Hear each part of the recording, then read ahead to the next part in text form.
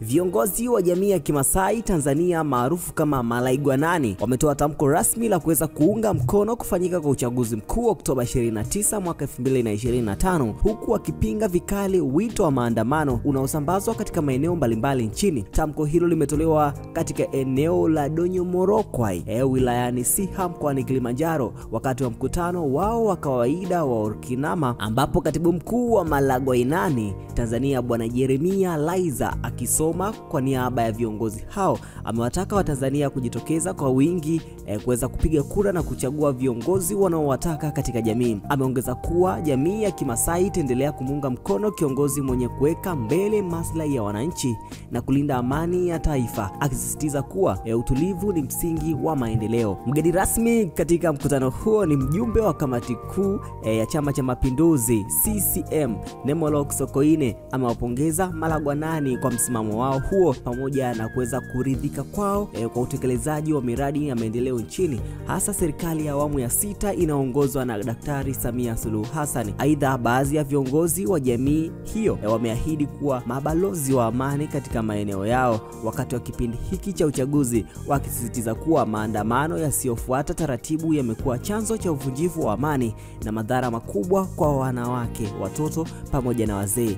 Hiyo ni jamii ya Kimasai. Msimamo wao ni kwamba wanakwenda kupiga kura ili kuweza kuchagua kiongozi ambaye atakuwa ni sahihi kwa upande wao. Nini maoni yako kuhusiana na swala hili? Naitwa Aisan, hii ni VOT Media. Sisi viongozi wa mila wa jamii wa Maasai nchini Tanzania tukiongozwa na uzalendo, utu na dhamira njema kwa taifa letu, tunatoa tamko hii rasmi la kuunga mkono jitihada za uongozi wa Mheshimiwa Rais wa Jamhuri ya Muungano wa Tanzania Mama Samia Suluhu Hassan Chifu Hangaya kwa ujasiri wake, hekima na maono ya kuendeleza taifa letu katika msingi wa amani, umoja, usawa na maendeleo endelevu. Tunatambua mchango mkubwa wa Mheshimiwa Rais katika kuimarisha ustawi wa jamii zote nchini, hususan jamii za wafugaji na makundi mengine yaliyoko pembezoni, kwa kuendeleza sera na mipango ya maendeleo inayogusa maisha ya wananchi moja kwa moja. Tunatoa wito wa jamii yote ya wafugaji wa Kimasai na wananchi wote kwa ujumla kujitokeza kwa wingi tarehe 29 Oktoba 2025 kushiriki kikamilifu katika uchaguzi mkuu wa taifa letu kwa amani, utulivu na umoja, na kupiga kura kwa Mheshimiwa Rais wetu Mama Samia Suluhu Chifu Hangaya. Tuwe nguzo wa amani, nuru ya matumaini na urithi wa zamani kwa taifa letu. Samia ni chaguo la amani. Tanzania kwanza, amani kwanza. Tunawapongeza sana sana sana.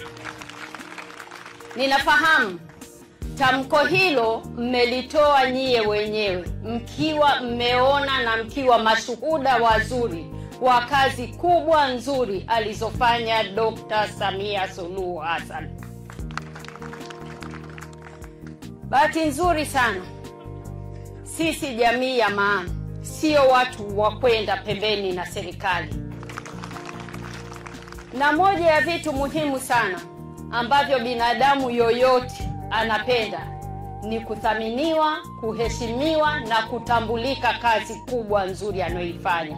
Na nyie Malaigwanani mmekuwa moja wa watu mnaofanya kazi kubwa nzuri, na ndio maana tukawathamini.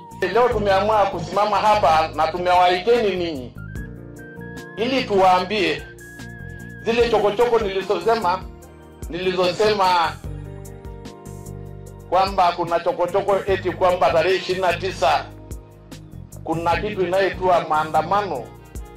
Leo hii mbele yenu na mbele za Mungu tunalaani kitendo hicho, kwamba hatutakuwa na maandamano yoyote.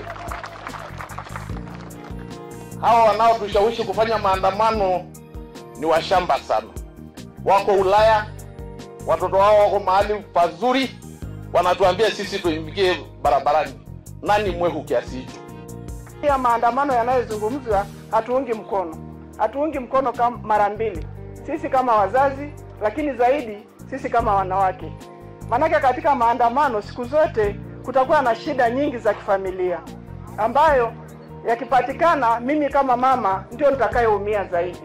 Atapatikana mlemavu ambaye nitakuwa namuuguza ndani. Atapatikana kipofu ambaye amesababishwa ndani ya maandamano yale. Kwa hiyo tunalaani na tunamuomba Mungu maandamano yasitokee kabisa. Naombeni wazazi wote tukatae hayo maandamano yasitokee. Kwa nini yatokee sasa? Mbona hayajatokea wakati mwingine? Unapoona fimbo hivi nyeusi, watu wanavyonyosha, unaona 80% walioko hapa ni Malaigwenani. Japo pia tumeongeza wazee maarufu kutoka maeneo hayo kwa ajili ya ujumbe huu. Lengo kubwa ni kueneza ujumbe huu katika wilaya zetu zote Tanzania nzima.